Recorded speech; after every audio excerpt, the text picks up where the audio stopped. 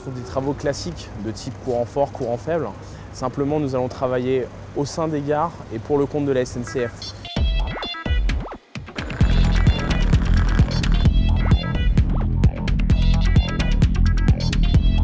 Nous effectuons des travaux tertiaires, à savoir refaire des plateaux de bureaux, des chantiers spécifiques, par exemple la chronométrie qui sert à faire le top départ de tous les trains, des chantiers pour mettre en conformité toutes les gares, des chantiers au sein des établissements de maintenance du matériel roulant de la SNCF pour travailler sous les quais et faire la maintenance sous les trains.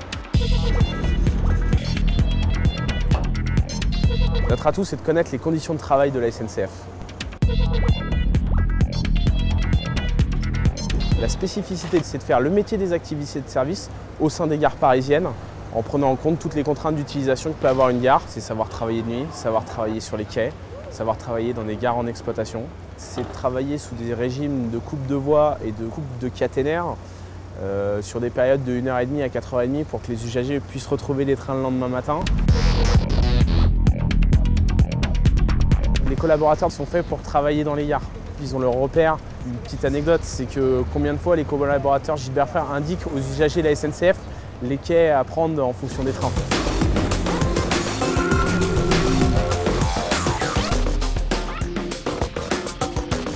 La société Soziel est spécialisée dans la signalisation SNCF et une partie télécom aussi. Les installations voies, les armoires d'éclatement qui reviennent se raccorder au poste et l'installation du poste.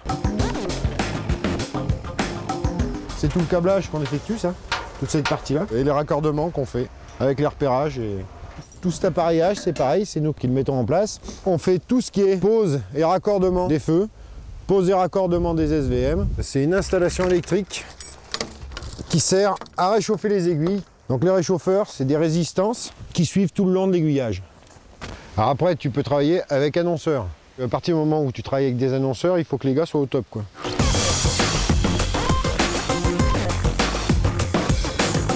On a récupéré un bâtiment complètement vide, sans aucune installation. On a tout équipé. Tous les câbles qui viennent de l'extérieur arrivent, qui re-rentrent après dans les armoires informatiques, qui commandent en fait toutes les installations. Ce chantier, c'était une modernisation donc de la ligne avec des installations toutes nouvelles, des installations informatiques entre Limoges et Poitiers. C'est une grosse rénovation qui permettra qu'il y ait une fréquence des trains plus importante. C'est des travaux qu'on effectue toute l'année dans différentes régions. On travaille d'ailleurs sur toute la France.